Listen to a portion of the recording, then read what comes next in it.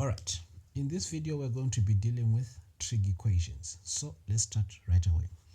On question A, we are given that sin theta is equals to 0.67. Now observe one thing, theta represents an angle. This 0.67, it represents distance. So we are going to transpose this sin to the other side. Why? Because in this particular question we are looking for an angle. So now we say theta is equal to, when we transpose sin, it becomes inverse sin 0.67. So what's happening here? What's happening is that as we look for the angle, you now come to what? Your calculator, and then you have to press shift first. Shift, then you press sin, then we now write 0.67, close the bracket, and it is equal to what? 42.06. So now, depending on the examiner, if they've given you to say round off to one decimal place, your answer would be 42.1. But if they did not specify, you on your question paper, there is an instruction page before you start answering questions. In most cases, that instruction page will tell you that round off your answers to 2 decimal places, right? So if you are to round it off to 2 decimal places, it would be 42.07, right? So in this case, I'm going to say 42.1 because I want to round it off to 1 decimal place.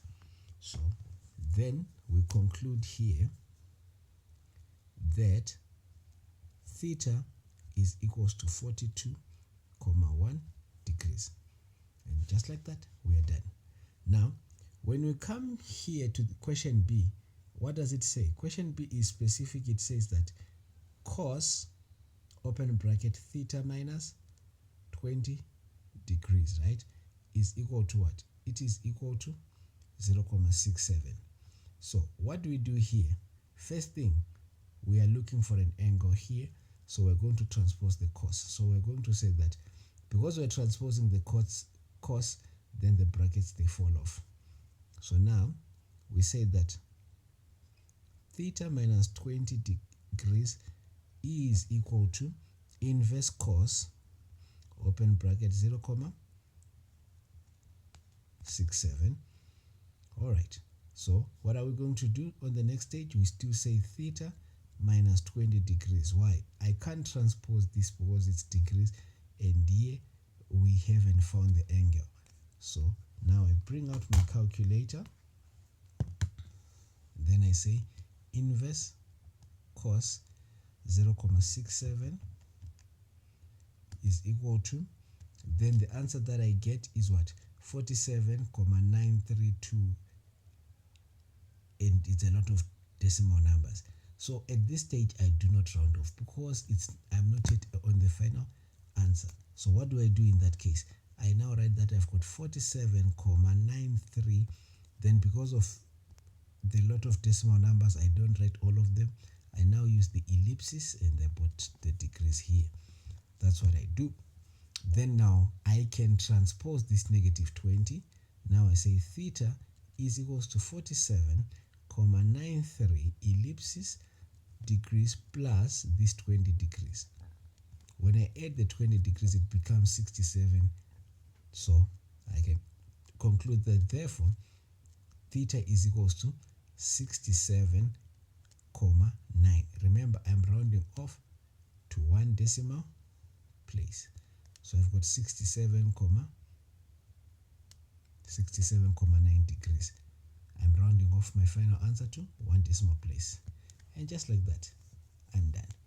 Then, now I come to this part. The last question that I have here. What does the question say? It says 2 sin theta is equals to 0.67. This 2 which is here is something which tells us about the amplitude. But you're going to do this work next term when you're going to be dealing with what we call trig functions. So what does it imply? When you see it move like written here, 2 sin, this 2 is multiplying with this sin. And we are looking for what? Our unknown value is an angle, right? The whole whole purpose of this video is to find angles. So anything that is not an angle, we need to get rid of it, which is on this left side and also on the right side. So in this case, we are going to start by 2 because I said these two are multiplying. The opposite of multiplication is division. So now I rewrite 2 sin theta is equals to 0.67. I now divide by 2 and I divide by 2 there. 2 into 2 is 1, 2 into 2 is 1.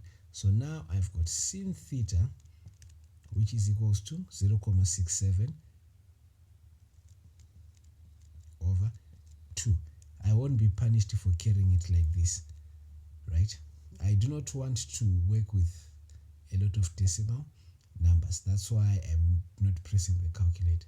Now I've got sin theta here. We've been here before. It means I must transpose the sin. So now I say theta is equal to inverse sin, open bracket. I place this fraction like that, 0.67 divided by 2. Now at the last stage, this is where now I can now go and find the final answer. So here I say, therefore, theta is equal to, I go to the calculator, I now press inverse, a shift sin, and then I say 0.67 over 2. I close the bracket, and then I get the answer. It gives me 19.57. I'm rounding off to one decimal place. It's now 19.6. So I say 19.6 degrees. And just like that, I found the angle that I did not know. Now, I want to just introduce another question, right? So, basically what this question is simply telling us, it's written here on my book. It says that if A is equals to 78 degrees and B is equals to 34 degrees, calculate the values of the following expressions correct to 2 decimal places. We've got sin A minus sin B, right? That's the first question. We've been told that our A is equals to 78. So I come here, I write sin A minus sin B. Then I say sin, the A is 78 degrees minus sin, angle B is 34 degrees. Now I say is equal to, I come to my calculator, I say sin 78 is equal to 0.97, right? Ellipsis. So I say 0.97 ellipsis minus sin 34. So I just remove these 2 digits, substitute them, and sin 34 is equals to what? 0.55.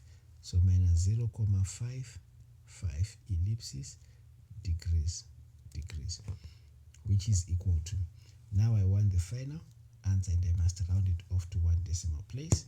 So I just simply say to my calculator, sin 78 close bracket minus sin 34 close bracket is equal to, then I get what? 0.41, but I'm rounding it off to one decimal place, which is 0.4. So the answer, oh no, it's not degrees because 78 is degrees. What's wrong with me? Here we don't have degrees. We are looking for how long the sides are. So we conclude that it's 0.4 units. And just like that, we are done. Then the next question was now saying, here, we are given cube root of sec A. Cube root of sec A. Now, this part of sec, remember, it's a reciprocal ratio.